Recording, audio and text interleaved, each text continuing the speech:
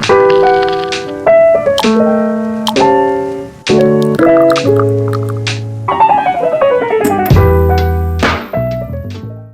everyone. Thanks for listening to Wake Up, Look Up, a podcast where we connect events happening in real time to the gospel of Jesus Christ. I'm Zach Weihrauch.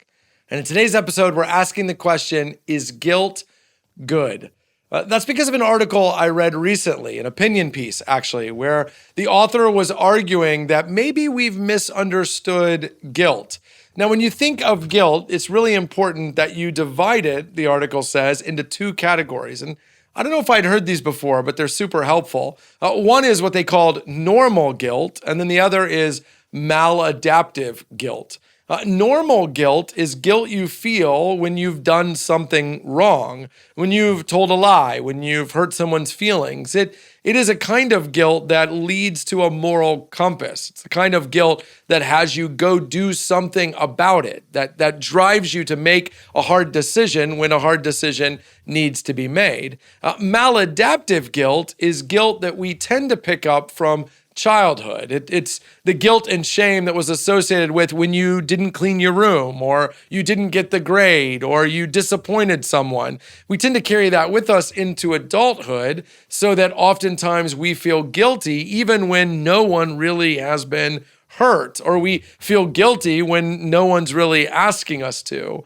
And here's the thing, guilt psychosomatically produces things in your body. When you're feeling guilty, your body is not doing well. Your body is kind of wearing that stress. And that's okay with normal guilt, because normal guilt tends to result in you doing something about it, which relieves the bodily difficulties. But maladaptive guilt is guilt you can't actually address. If the source of your guilt is the shame you bring with you from childhood, pretty tough to unpack that in a couple of minutes where you sit. So it's guilt that ends up manifesting in physical ways that we can't or don't shake. So is guilt good? Sometimes, but a lot of times the shame we're carrying is shame that we shouldn't be carrying, shame that we can't actually do anything about, and shame that is destroying our bodies. So what do we do with that? Well, it's interesting, and this is maybe the most interesting part. The article said there are 3 steps you need to take. First, you need to name your guilt. In other words, you need to acknowledge, I am feeling guilty, and this is why. Second, you need to own whatever you've actually done. If your guilt is because you've made a mistake or because you've wronged someone, you have to own that. And then third,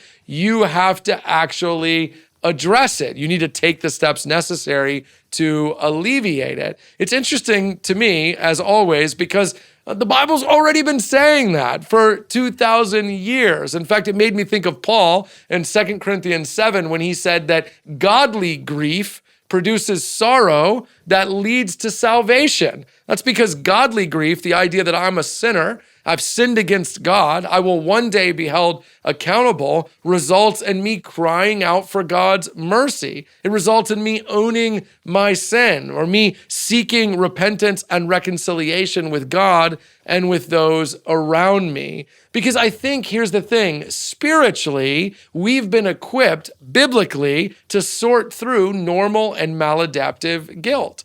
And the way you know that is the thing that I'm feeling guilty about, is that something that God has said is good for me or not good for me? In other words, am I feeling guilty because I've actually stepped outside the authority and command of Jesus? Can I find something in the Bible that would say to me what I've done or said is wrong? And if so, then I should listen to not just the Bible, but science when it tells me the way out of that is to name it, to own it, and to fix it. Some of us are carrying around guilt and shame that can easily be solved by a phone call where we say, I'm sorry.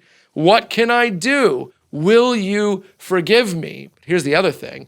Those of us that are carrying guilt of the more maladaptive kind, those of us that are bringing with us shame from the past, shame from the way we were raised, or from things that we've long since confessed and been forgiven of, we can let that go by saying Jesus actually either has forgiven this or never actually said this is wrong. The truth is, most of us would be a lot healthier if we replaced the voice in our head and in our heart by taking out our mom or our dad or our grandparent, former boss, former spouse, former boyfriend, sibling, and replacing that with the voice of Jesus. Because what we would find is that whenever he tells us we are actually wrong, he's leading us to godly grief, which will produce salvation. And when he tells us that we actually aren't wrong or that we've actually been forgiven, he's giving us the ability and the permission to let it go. Are you carrying grief?